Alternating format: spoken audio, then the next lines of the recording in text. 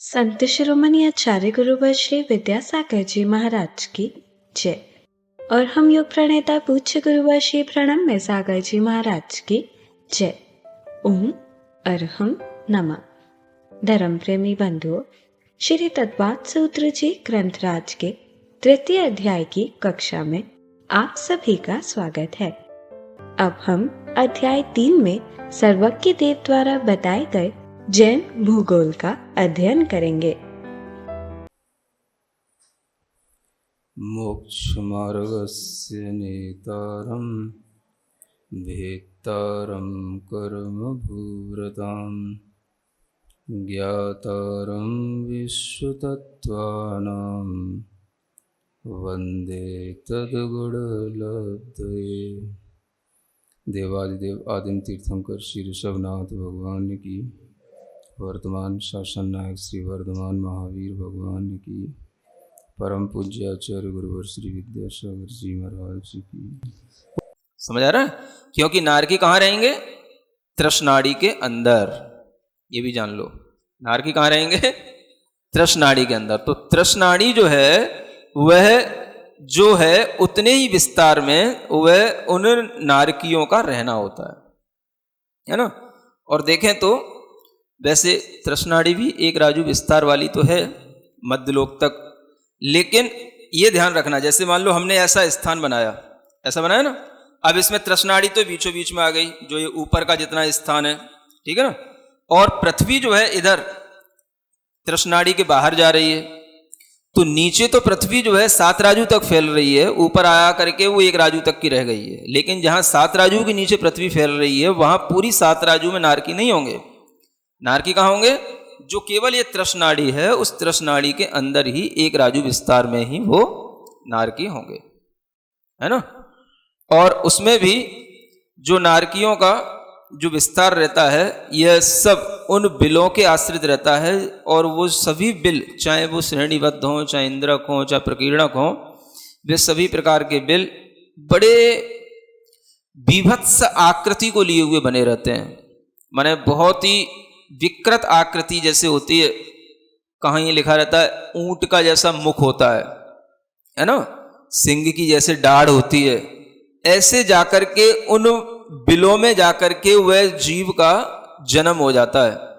और उन बिलों में ही अंतर मुहूर्त में वह जीव, जैसे देवों में भी उत्पाद जन्म है वैसे ही नारकियों में भी उत्पाद जन्म है। अंतर मुहूर्त में ही वह जीव बिल्कुल युवा अवस्था की तरह तैयार हो गया। नारकी जीव उन बिलों से फिर जो है गिरता है भूमि पर, अपनी भूमि पर, है ना। और पहले जो गिरेगा वो सिर के बल गिरेगा और फिर गिर करके उछलता है। उसमें भी अलग अलग भूमियों में अलग अलग उछान का क्रम लिखा हुआ है कि यहाँ 3 बार उछलता है कि 10 बार उछलता है। इस तरह से जब उछल लेगा फिर जाकर के फिर खड़ा होएगा, फिर जाकर के एक दूसरे नारकी उसको देख करके हाँ ये नया आ गया, फिर उसकी बहुत अच्छा उसका स्वागत करना वो शुरू करते हैं, है ना, ये नया आ गया, तो फिर उसका वो स्वागत करते हैं। इस तरह से वहां पर जो है ये क्रम चलता है ना। अब आप देखें कि एक बड़ा भयानक रूप है, ये बड़ा भयानक कार्य है ना। इसको समझ करके आपको डर लगना चाहिए। डराने के लिए नहीं बताया जा रहा है, लेकिन अगर आप वास्तविकता को समझेंगे तो आपको भीतर से संवेग भाव अवश्य उत्पन्न होगा। और वह तब होगा जब आप, अब तो इन हमने बिलों की संख्या जानी, अब हम इन नारकियों के बारे में जानने की कोशिश करते हैं। जो यहाँ नीचे लिखा है, नारका नित्या शुभतर लेश्या परिणाम देह वेदना विक्रिया, है ना। अब यहां पर अब नारकियों को एक सूत्र में व्याख्यायित कर दिया। नारका कैसे होते हैं?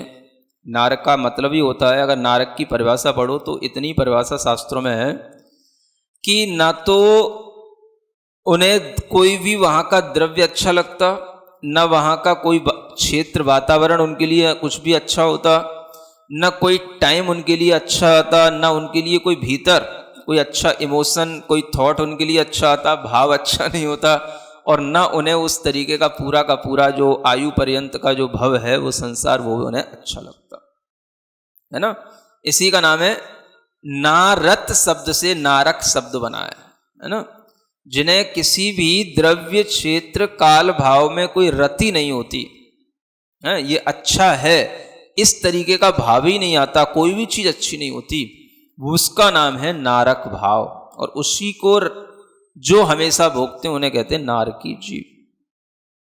अब आप देखो यहां से इस शब्द से ही शुरू करो कि कभी अगर ऐसी कोई परिणति हो जो हमें कुछ भी अच्छी ना लग रही हो, है ना घर अच्छा लग रहा हो, माने क्षेत्र भी अब अच्छा ना लगना अलग बात है, लेकिन उसमें इतना कष्ट होना कि हम वहां से भागना चाह रहे हैं, छोड़ना चाह रहे हैं, लेकिन फिर भी हम छोड़ नहीं पाए, है ना कोई हमारे साथ जो सामग्री है, यहां तक कि हमारा शरीर भी, वो भी अच्छा नहीं, द्रव्य नहीं, क्षेत्र नहीं, काल नहीं, भव नहीं, भाव नहीं, कुछ नहीं, है ना।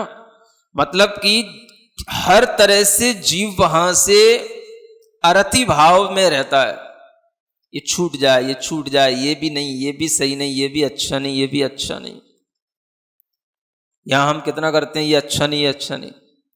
अगर आदमी को 1-2 दिन के लिए भी ऐसा मिल जाए कि ये अच्छा नहीं, ये अच्छा नहीं, तो वो 2 दिन में ही जो है डिप्रेशन में चला जाता है। हाँ?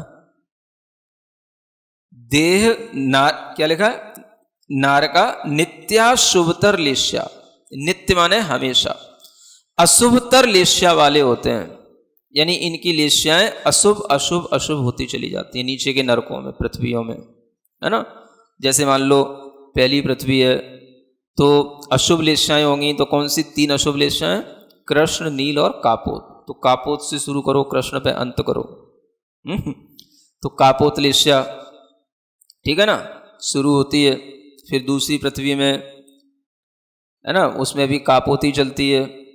फिर तीसरी पृथ्वी में कापोत और नील मिक्स हो जाएगी, चौथी में नील आ जाएगी, पांचवी में नील भी होगी और कुछ बिलों में कृष्ण भी आ जाएगी, छठवीं में कृष्ण आ जाएगी और सातवीं में महाकृष्ण। ऐसी लेश्याएं हैं। तो ये अशुभ अशुभ अशुभतर होती चली जाती हैं। अब इन अशुभतर लेश्या के साथ में, अशुभतर लेश्या के साथ में देह शब्द आया। देह माने इनका शरीर अशुभ अशुभ होता है, नीचे नीचे के नारकियों का। मतलब इनका जो अपना द्रव्य है, ये देह है, यह जो है अशुभ अशुभ होता चला जा रहा है। अगर आप अपने शरीर से परेशान हैं तो देखो आपको कितना कष्ट होता है, और अगर आप अपने भावों से परेशान हैं तो आपको और ज्यादा कष्ट होगा। आपके भाव मतलब अत्यंत कलुषित हैं, अत्यंत दुखी हैं, अत्यंत कष्ट में हैं, है ना। लेस्या जिसके कारण से इतनी बिगड़ी हुई है कि हम जो है कुछ भी करने को तैयार हो जाएं, तो ऐसी लेस्या के कारण से ही जीव जो है दुखी होता है। तो दुखी होकर के वह अपना मरण खुद करने की कोशिश करता है। फिर द्रव्य भी अनुकूल नहीं, भाव भी अनुकूल नहीं, देह भी इतनी नीचे नीचे विभत्स और कष्टदायी हो जाती है कि वह देह भी अशुभ अशुभ, 7वें नरक की देह सबसे ज्यादा अशुभ होती है। और वेदना, अब क्षेत्र की वेदना है जो बढ़ती चली जाती है। वेदना से मतलब यहां पर क्षेत्र जन्य वेदना, है ना। और वो वेदना 2 प्रकार से होती है, एक गर्मी की वेदना होती है, एक ठंड की वेदना होती है। आपको क्या लगता है कौन सी वेदना ज्यादा कष्टदायी होती है? हैं? दोनों ही होती हैं। फिर भी कंपैरिजन करोगे तो कुछ तो पता पड़ेगा, है? हाँ, कंपैरिजन करोगे तो आपको पता पड़ेगा कि उष्ण की वेदना से शीत की वेदना ज्यादा भयंकर होती है। हाँ, अब आपको तो इसलिए कि रजाई में बैठ जाते हो और चाय मूंगफली खाते रहते हो, सो आपको कुछ पता तो पड़ता नहीं है। बाकी आप देखोगे कि शीत की वेदना ज्यादा कष्टकारी होती है, क्योंकि शीत जब अत्यधिक होती है तो हाथ पैर आपके इतने जुड़ सकते हैं, जिसे बोलते हैं बिल्कुल ही मतलब जुड़ गए, माने जहां दर्द नहीं हो वहां दर्द शुरू हो जाता है। अत्यधिक शीत की जहां पर लहर उत्पन्न होती है, और शीत वेदना में जिनको कभी 10 साल पहले भी कहीं चोट लगी हो, कहीं दर्द रहा हो, तो वो दर्द उभर के आ सकता 10 साल बाद भी। सुन रहे हो? हाँ, एक बार अगर कमर में दर्द हो गया तो वो आपको उष्ण की वेदना में नहीं पता पड़ेगा, वो शीत की वेदना में पता पड़ेगा। एक बार अगर आपको कहीं घुटनों में दर्द शुरू हो गया तो वो शीत के समय पर ही आपको दर्द प्रारंभ होएगा। जोड़ों के जितने दर्द होते हैं ये सब शीत में होते हैं, ध्यान रखना, है ना। जो स्वस्थ हैं उनके लिए तो ठीक है, लेकिन जो अस्वस्थ होते हैं उन्हें शीतकाल निकालना बहुत कठिन होता है। कहा जाता है बुढ़ापे की अगर ठंड निकल गई तो 1 साल और जी गया बुढ़ा। मतलब ठंड निकाल ली तो मतलब 1 साल तो अब निकल गया, 1 साल जी गया, है ना। तो इससे भी ये जानो कि ये जो हमें नरकों की व्यवस्था बताई जा रही है वो भी इसी तरीके की है। वेदना ऊपर की पृथ्वियों में पहली, दूसरी, तीसरी, चौथी और 5वीं पृथ्वी में 3 लाख बिल हैं, उनमें 2 लाख बिल तो उष्ण हैं। माने पहली से लेकर के 5वीं पृथ्वी तक यहां तक उष्णता बढ़ती हुई है, खूब बढ़ती हुई उष्णता है, खूब गरम गरम टेम्परेचर होता जाएगा। फिर यही उष्णता बढ़कर के फिर शीत शुरू होती है। 5वीं पृथ्वी के लगभग 1 लाख बिलों से शीत शुरू होती है, 6वीं में और शीत, और 7वीं में तो ऐसी कि बर्फ ही जमती है ना। आचार्य उदाहरण देते हैं इसके लिए कि आप एक जो है मेरू के समान 1 लाख योजन विस्तार वाला जो मेरू का पर्वत होता है उसके बराबर कोई एक गोला लो, लोहे का पिंड लो, है ना, और उसको आप नरक की भूमियों में डालना शुरू करो। तो जैसे जैसे वो नरक की भूमियों में अंदर पहली से दूसरी, तीसरी, चौथी, 5वीं पृथ्वी तक पहुंचेगा तो वो जो है बिल्कुल अग्नि के कारण से बिल्कुल गल गल करके पानी हो जाएगा। कहां तक? 5वीं। और फिर 5वीं पृथ्वी से शुरू होगा फिर वो फिर से जमना ठंड के कारण से, समझ आ रहा है। और 7वीं पृथ्वी में पहुंच करके वो फिर से जम करके वैसा ही हो जाएगा। ऐसी गर्मी और ऐसी ठंड, है ना। ये शीत और उष्ण की वेदना जो क्षेत्रजन्य वेदना कहलाती है, यह वेदना भी वहां पर भारी होती है। अब आप देखें कि आदमी यहां पर तो थोड़ी सी वेदना में कितना तड़फ जाता है, हाँ, कि देह की वेदना हो तो, थोड़ी सी शीत उष्ण की वेदना हो तो, और थोड़ा सा भावों में क्लेश आ जाए, भाव खराब हो जाए तो कितनी जल्दी बिगड़ जाता है और कितनी देर तक बिगड़ा रहता है। और ज्यादा देर बिगड़ जाए तो फिर क्या होता है, फिर वो नरकों जैसी स्थिति हो जाती है ना। मतलब कि स्वयं भीतर से वह उससे बचना चाहता है, एक अरति भाव पैदा हो जाता है, लेकिन अगर वो अपने आप में बच कर के भी नहीं बच पाता है तो फिर उसके लिए वो डिप्रेशन, अनेक तरह की उसकी मानसिक विक्षिप्तताओं के रोग, ये सब उत्पन्न होने लग जाते हैं।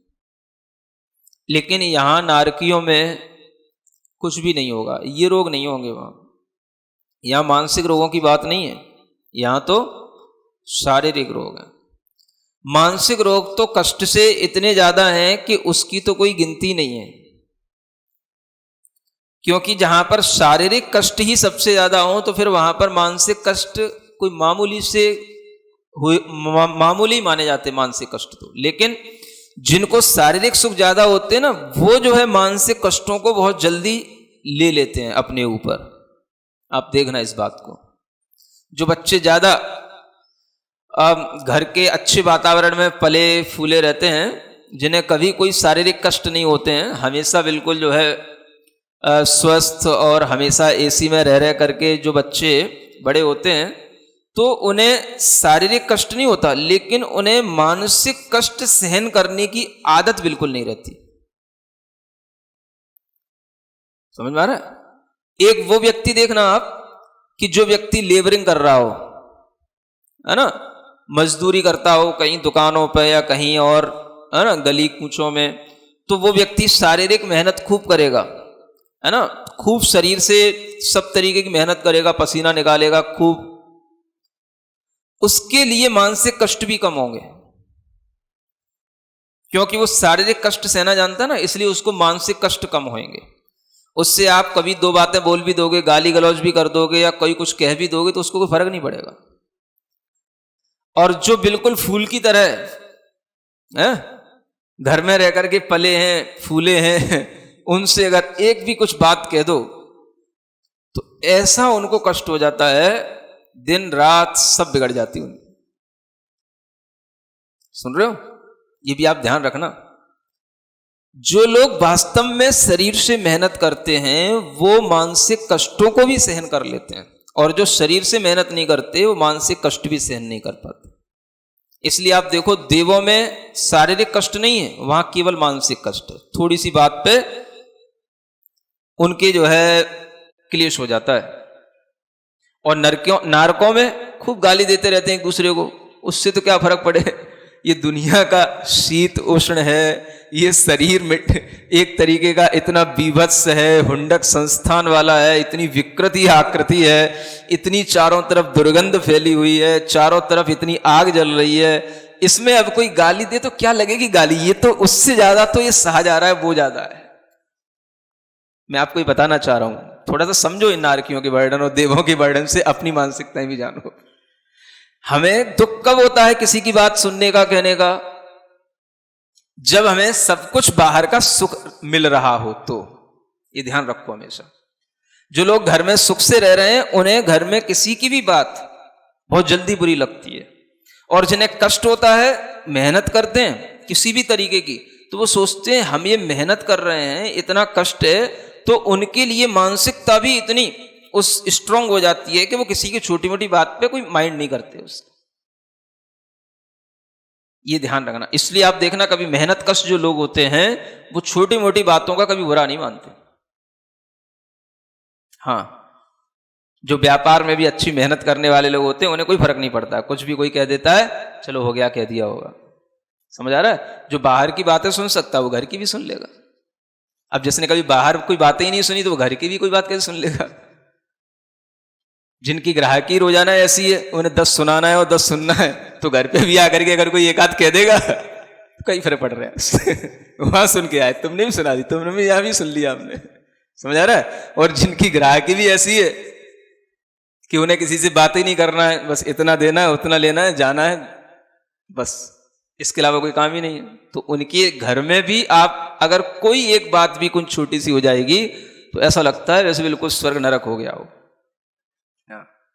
समझ आ रहा है? तो ये मानसिकताएं इसलिए बिगड़ रही हैं लोगों की कि उन्हें शारीरिक मेहनत, शारीरिक कष्ट उठाने की अब क्षमताएं नहीं रही, या उन्होंने इस तरीके का अभ्यास नहीं किया। सुन रहे हो? हाँ, कोरोना कोरोना कोरोना। हमें ये बताओ कि इस कोरोना से गरीब आदमी ज्यादा मर रहा है कि अमीर आदमी ज्यादा मर रहा है? नहीं समझ आ रहा है। हॉस्पिटलाइज कौन हो रहा है? किसको हॉस्पिटल में रखा जा रहा है? किसके 10-10 लाख 20-20 लाख के बिल बनेंगे? सामान्य मजदूर के हैं? कुछ नहीं।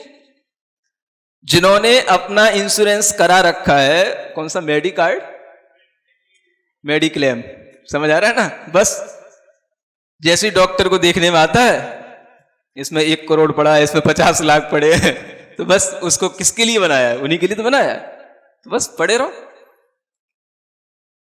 10 लाख से पहले तो कोई बात ही नहीं है, 10 लाख का बिल तो कॉमन है। मतलब अगर आप 10 दिन के क्वारंटीन हो गए तो 1-1 लाख का बिल 1-1 दिन का बनता है, 10 दिन के लिए फुर्सत।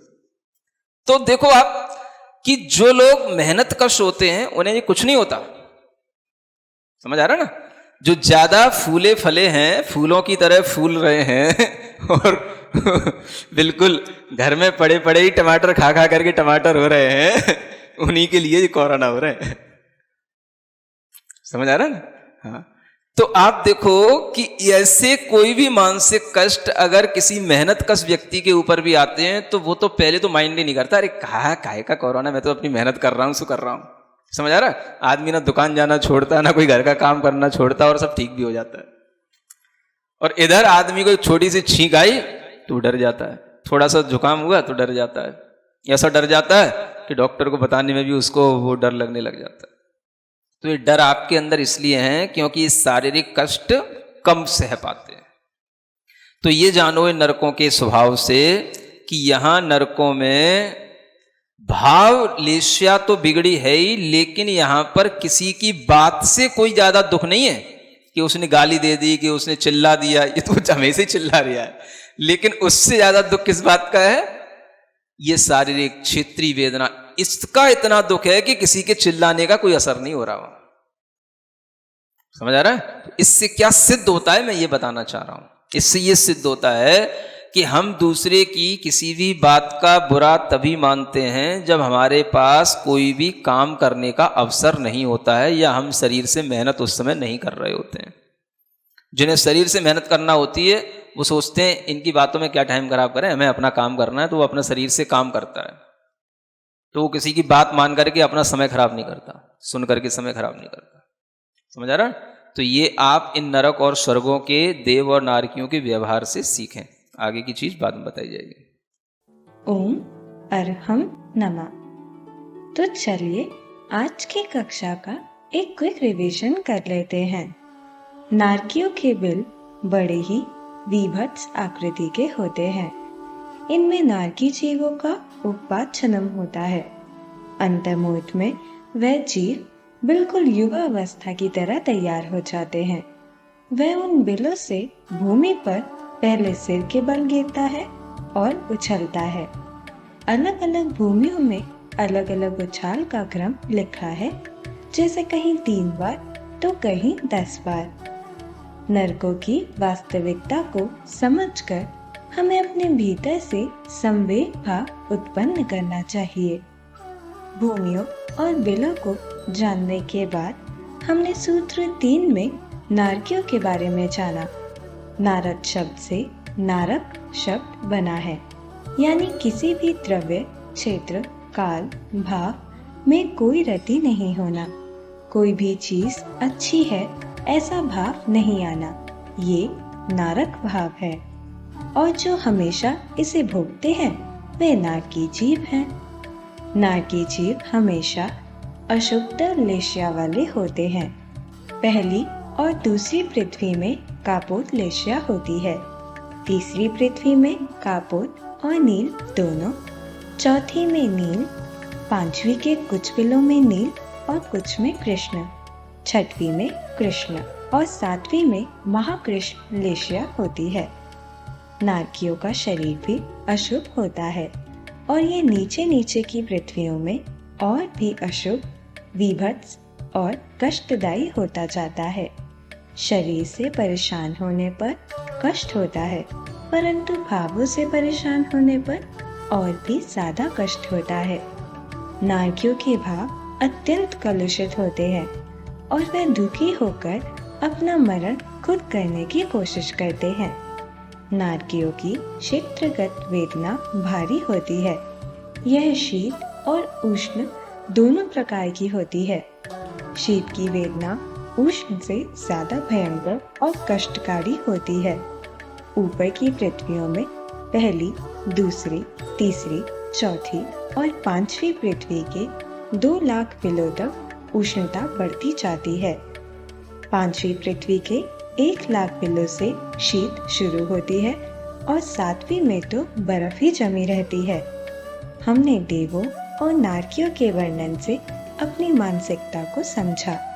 जहाँ मनुष्य में थोड़ी सी देह की वेदना होती है तो भावों में क्लेश आ जाता है, कुछ नरक जैसी स्थिति बन जाती है। वह उससे बचना चाहता है और अगर इससे बच नहीं पाता तो उसे डिप्रेशन आदि मानसिक रोग हो जाते हैं। लेकिन नारकियों में मानसिक रोग नहीं है, वहाँ तो शारीरिक रोग है।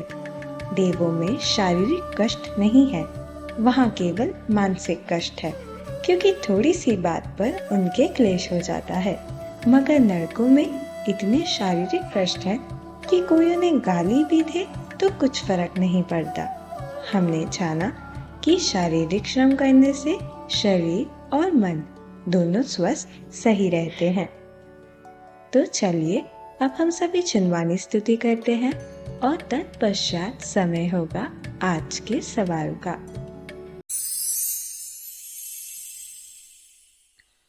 सिरिजिणवाणी जग कल्याणी जग जन मदतम मोहरी जनमण हारी गढ़हर हारी जम जरा भव रोग हरि तिथ्य राणम दिव्य झुणिम जो पड़ई सुणई मय्ये धारई राणम सौख मणंतम धरिय सासद मोक्ष पदम पावई सासद मोक्ष पदम पावई।